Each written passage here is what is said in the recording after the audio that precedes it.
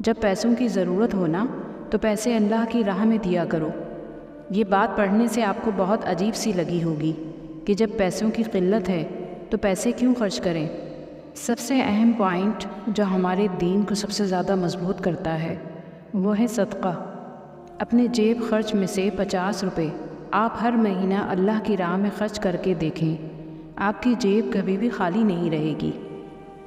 رسول اللہ صلی اللہ علیہ وآلہ وسلم نے فرمایا کہ جس نے بھی کسی پاکیزہ چیز کا صدقہ کیا اور اللہ پاکیزہ چیز ہی قبول کرتا ہے، خواہ وہ ایک کھجور ہی کیوں نہ ہو، تو رحمان اسے اپنے دائیں ہاتھ سے لیتا ہے اور پھر یہ صدقہ مال رحمان کے ہاتھ میں بڑھتا رہتا ہے، یہاں تک کہ وہ پہاڑ سے بڑا ہو جاتا ہے۔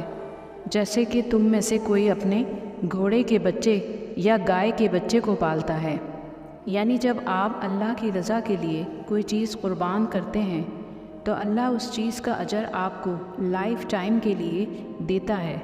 اور صدقے کے لیے ضروری نہیں کہ ہمیشہ مال ہی خرچ کیا جائے۔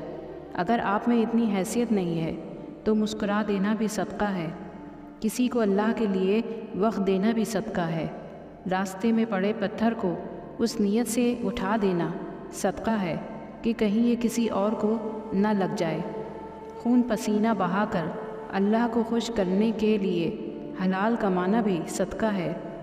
اللہ کی مخلوق کے ساتھ رحم دلی کا معاملہ کرنا بھی صدقہ ہے، اور یہ صدقہ دینے کی حیثیت تو ہم سب رکھتے ہیں۔ آپ اللہ کے لیے جس کام میں بھی انویسٹمنٹ کریں گے اس کام میں کبھی بھی آپ کا گھاٹا نہیں ہوگا۔ جنت کا دروازہ۔ نبی کریم صلی اللہ علیہ وآلہ وسلم نے ارشاد فرمایا، مسلمانوں سچ بولنا اختیار کرو کیونکہ یہ بہشت کا ایک دروازہ ہے، اور جھوٹ بولنے سے کنارہ کرو کیونکہ یہ دوزخ کا ایک دروازہ ہے۔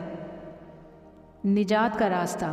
نبی کریم صلی اللہ علیہ وآلہ وسلم نے ارشاد فرمایا، مسلمانوں سچائی اختیار کرو اگرچہ اس کے اختیار کرنے میں ہلاکت کا اندیشہ ہو، کیونکہ در حقیقت نجات اسی میں ہے، اور جھوٹ سے ہمیشہ پرہیز کرو اگرچہ اس میں نجات ہو، کیونکہ در حقیقت اسی میں ہلاکت ہے۔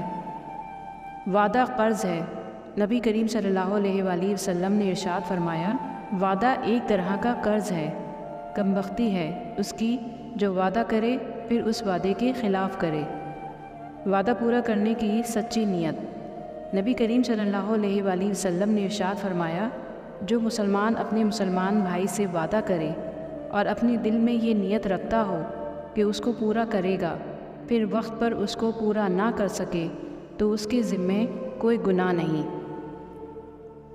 پڑوسیوں کی دل شکنی سے بچیں۔ حضرت امام غزالی رحمۃ اللہ علیہ تعالیٰ فرماتے ہیں، تم اپنے گھر کی عمارت کو اتنی اونچی نہ کرو جس سے پڑوسی کا گھر ڈھک جائے اور اس کے گھر میں ہوا پہنچنے سے رکاوٹ بن جائے۔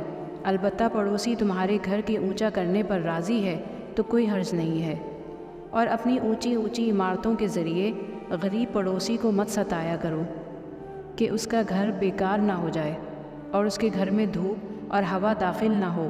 اور جو تم بازار سے پھل فروٹ خرید کر لاؤ تو پڑوسی کے یہاں بھی اس میں سے بھیج دو، ورنہ اس کو اپنے گھر میں خفیہ طور پر لے آؤ، اور تمہارے بچے پھل لے کر باہر نہ نکلیں کہ اس سے پڑوسی کے بچوں کے دل تنگ ہوں گے۔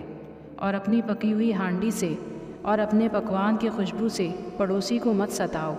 ہاں البتہ پڑوسی کے یہاں اس میں سے کچھ بھیجنے کا ارادہ ہے تو کوئی حرج نہیں۔ اللہ تعالیٰ کو خوش کر دینے والی دعا۔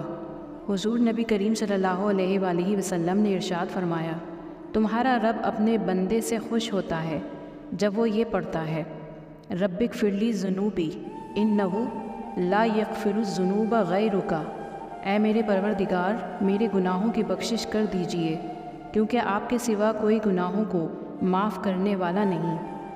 50 صحابہ کرام کے برابر ثواب پانے والے خوش نصیب کون ہیں؟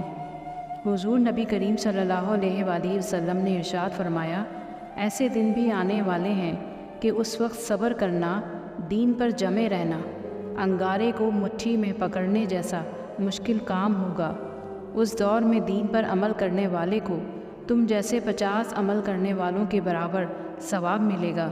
پوچھا گیا، 50 ان میں سے یا ہم میں سے؟ فرمایا، نہیں بلکہ تم میں سے۔